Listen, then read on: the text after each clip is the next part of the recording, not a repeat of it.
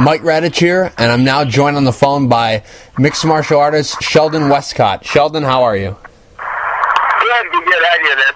I'm doing good. Sheldon, you got a fight coming up at Aggression MMA 9. How's training been going for the fight? Training's been good. A couple bumps, but there's always a couple bumps along the road every training. So it's been really good, actually. I feel prepared for this fight. My weight's coming down nicely, so shouldn't be too big of a problem. Is one of the bumps that you have a new opponent? You're fighting Jay Jensen now. You were supposed to fight David Cochran. Is that a bump for you? Yeah, I have a new opponent, Jay Jensen. Jay actually 7-5 or 7-6. All 7 of his wins have come by finish, and of his losses, he lost a couple decisions, and he's only lost really late in the second or in the third round. So he's a hard guy to finish. Dave Cochran, it was a different opponent just because he's a veteran and he fought everywhere, so game plan's a little bit different, but roughly still the same. I try to work for what I'm going to do, not what they're going to do. I encompass their skill set in my training preparations. From the way that you've been able to break down both those guys, you know a lot about your opponent, Jay Jensen, correct? Well, I didn't at first, but I'm one of those people that I'll look. Some people don't watch guys that are going to fight before the fight because I guess it psychs them out, or some guys only watch film really far out and they don't want to watch close to the fight. I'm one of the type of people that if I can find something new on somebody, one of their fights, like I've watched 2 or 3 of his fights. I've read a couple play-by-plays of his other fights that I haven't seen, and I got a good idea of what he likes to do and what he doesn't like to do. And no matter what happens, because every fighter comes in different, but I have a good idea what he likes to do in his fights. You've had a little bit of a long layoff. Is that going to be a little bit of a, not an issue, I don't want to say, but is that going to be something to kind of worry about, just coming off a nice little long layoff you've been on? Well, actually, I have, MMA, I've had a layoff since June, but actually I took a professional boxing fight in October, so I have been active. I took the boxing fight in short notice. I fought for KO Boxing in Edmonton here. I fought Ray Kovnick at heavyweight, and I ended up winning at a minute 2 of the first round by knockout. Why did you decide to take a boxing fight? I've been working my hands just to get my MMA game more well-rounded and better, and the opportunity came. His opponent pulled out, and they already flew him in from Toronto, which is about a 5-hour flight from where I'm at, and I'm one of those people who just jumps in their head first, and my boxing coach runs KO. He's like, hey, Sheldon, you want to take this fight? Because I've been sparring with, Nick Dragich, who fought on the last KO card, who's going to be making his MMA debut. He's supposed to be on this card, but he couldn't make it work with work, but I've been sparring with a whole bunch of heavyweights, and I thought, hey, why not? I'm pretty heavy right now. I put on a couple pounds, and I ended up fighting, and it went really well. I'm looking to just get as much experience as possible in fighting, and that's what I'm really going for in the sport. Do you plan on taking more boxing fights or maybe some kickboxing? Do you plan on being active in a combat sport regardless which one it is? Yeah, absolutely. I want to take another boxing fight. It all depends on what happens in my next couple MMA fights.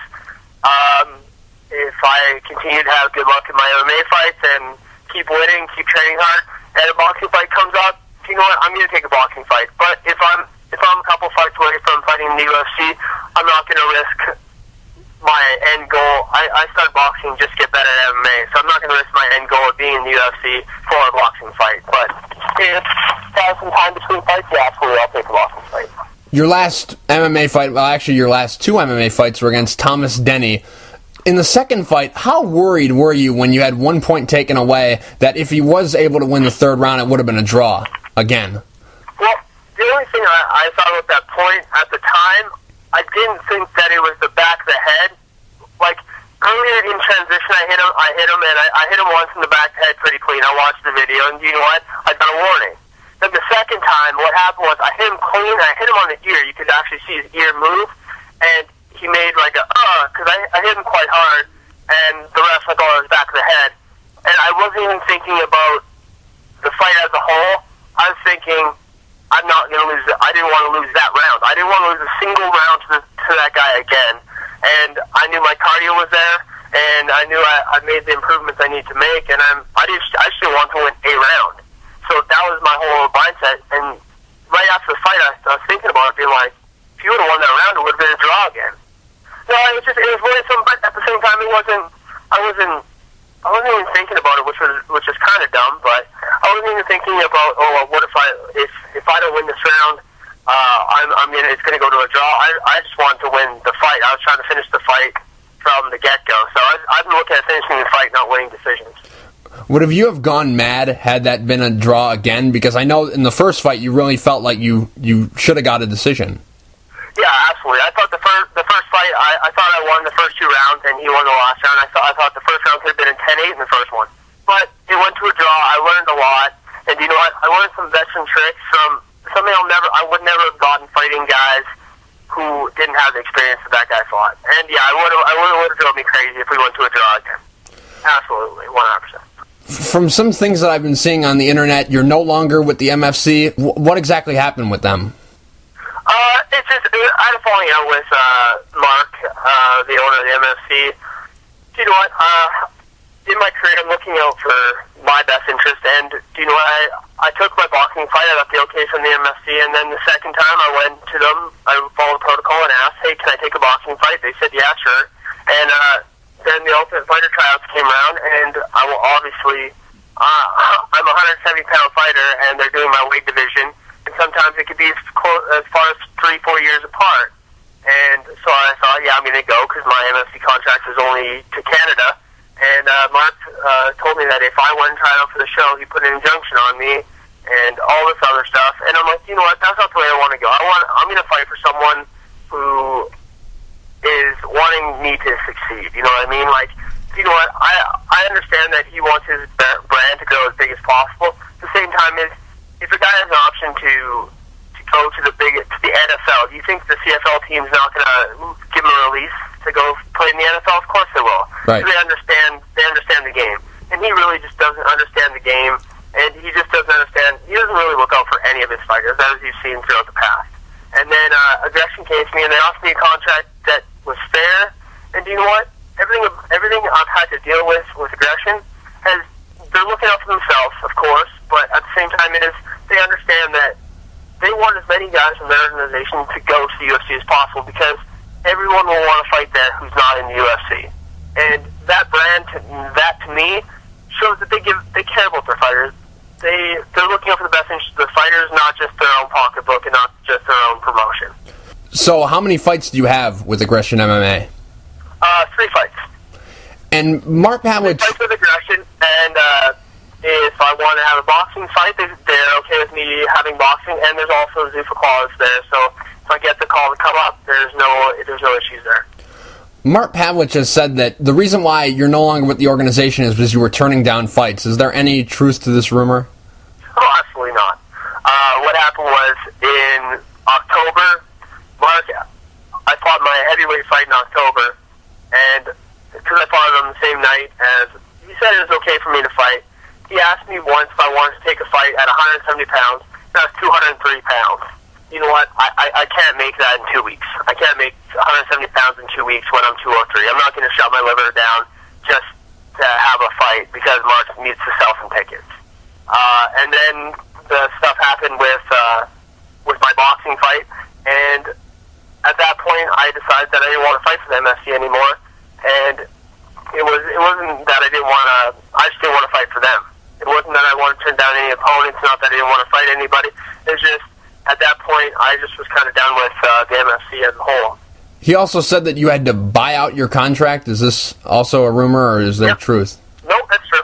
Nope, I had to buy out the rest of my contract because I would have been still under contract to the end of February. And you know what? I got offered to fight in Aggression, and I thought it was better for me to keep fighting and be active rather than not buy out my contract, not get a fight in, and have to wait till their next show, which is in May. So I need to get a fight in. I couldn't go a full year without. That would have been 9 months without fighting, and I can't do that. Like, I need to fight. So, you know, I bought out my contract because I want to fight. You said your ultimate goal is to make it to the UFC, but would you be open to going to a Strikeforce now that they're with Zuffa and all that owned by them? Would you be open with that? Strikeforce is the second biggest organization in the world, and they have shows all over the States. They have shows in Vegas, and they're doing more shows on TV. And of course, it's a Zuffa brand, and you know, if you make your mark there, you can make it to the UFC. I would have no problem fighting in Strikeforce. Are you going to be solely at 170, or could you still be at 155, or would you be open to catch weights? What exactly is the weight that you're looking at to fight? I fought one fight at 165 pounds, and I'll never do that again. I'll be fighting at 170 for the rest of my career. Maybe even going up to 185. Because I can't go lower. My body type just doesn't. I'm 6'1", and I can't go any lower. I contracted my weight on my last fight against Thomas Denny at 165 because he didn't want to fight me at 170. But yeah, I'm not going to do that again. I'll never miss weight, and I know for a fact that my body won't let me get lower than that amount of weight. And I'm not going to sit there and I'm not going to waste someone's time with them cutting weight for me not to make weight. Do you have a prediction for your fight against Jay Jensen? Do you know what? He won't make it on the first round. Real quick before I let you go, do you have any sponsors you'd like to thank? Anything you want to say to the fans? I absolutely have sponsors I need to thank. I'd like to thank Assassin Fightwear. They've been sponsoring me since day one. Ron Hoffman, Pontiac Buick, Crystal Glass, Zorbas, Shara Visual Personal Training, Charlotte Wilson, my chiropractor, Avenue Boxing, CSG, Maximum Waterworks, the Tint Factory, and everyone who's helped me out along the way. I really appreciate all the help, and all my sponsors, they're amazing. Beer Hunter in St. Albert, Global Cell in St. Albert, they've been sponsoring me since day one. And just all my training partners have helped me out a lot, like Mike Newton, Craig Malin, Kurt Malin, Mike Yaklick, Kyle Cardinal, Cam Yowitz, Gila Faith, and all the guys at Kyle Cardinals, and Mitch Clark, and all the guys who helped me get ready for this fight. I really appreciate all the help I can get. Sheldon, thank you for taking the time to talk. I really appreciate it. Good luck at Aggression MMA 9 against Jay Jensen. Thank you very much. I really appreciate it.